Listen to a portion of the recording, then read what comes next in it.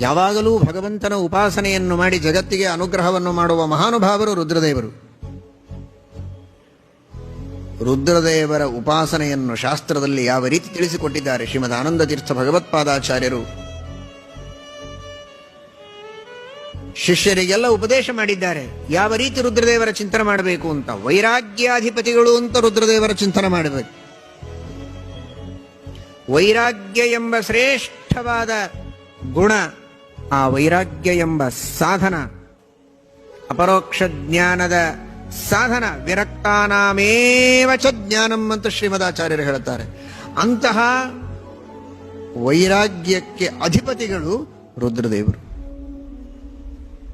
ವೈರಾಗ್ಯಕ್ಕೆ ಅಭಿಮಾನಿ ದೇವತೆಗಳು, ವೈರಾಗ್ಯಕ್ಕೆ ಅಧಿಪತಿಗಳು, ವೈರಾಗ್ಯಕ್ಕೆ ಪ್ರೇರಕರು.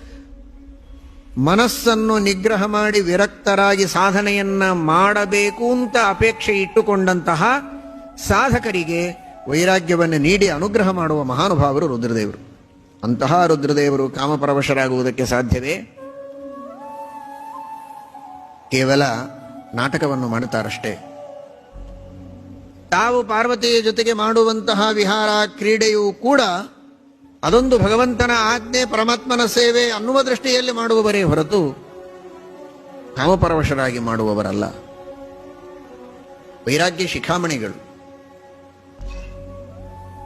ವ್ಯಾಸರಾಮಾಚಾರ್ಯರು ಗುರುಗಳ ಸ್ತುತಿಯನ್ನು ಮಾಡುವಂತಹ ಸಂದರ್ಭದಲ್ಲಿ ಆ ಮಹಾಗುರುಗಳಾದ ರುದ್ರದೇವರ ಒಂದು ಮಹಿಮೆಯನ್ನು ಇಲ್ಲಿ ವರ್ಣನೆ ಮಾಡದ ಹಾಗೆ, ರುದ್ರದೇವರು ಕಾಮಪರವಶರು ಅಂತ ತಪ್ಪು ತಿಳಿಯಬೇಡಿ.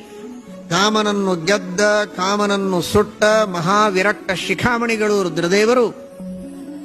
ಅಂತಹ ರುದ್ರದೇವರ ವಿಶೇಷವಾದ ಸ್ಮರಣೆಯನ್ನು ಮಾಡಿ, ವೈರಾಗ್ಯಾಧಿಪತಿಗಳು ಅಂತ ನಿತ್ಯದಲ್ಲಿ ಪೀಠ ಪೂಜೆಯನ್ನು ಮಾಡುವಾಗ ಅವರ ಸ್ಮರಣೆಯನ್ನು ಮಾಡಿ ನಿಮ್ಮ ಮನಸ್ಸಿನ ನಿಗ್ರಹವನ್ನ ಮಾಡುವುದಕ್ಕೆ ನೀವು ಅಭ್ಯಾಸ ಮಾಡಿಕೊಳ್ಳಿ ಎನ್ನುವುದನ್ನು ಕೂಡ ವ್ಯಾಸರಾಮಾಚಾರ್ಯರು ನಮಗೆ ತಿಳಿಸ್ತಾ ಇದ್ದಾರೆ ಈ ಮೂಲಕವಾಗಿ.